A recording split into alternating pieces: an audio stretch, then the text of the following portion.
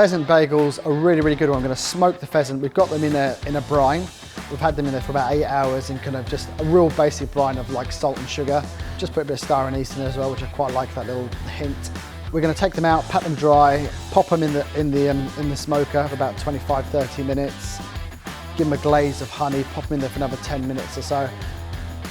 Let them cool down and slice them up in a bagel with some chipotle mayonnaise,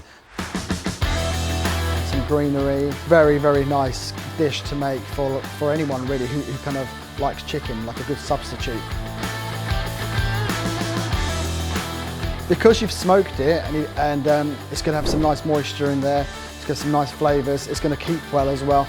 It's a really, really good one to do and extremely tasty as well.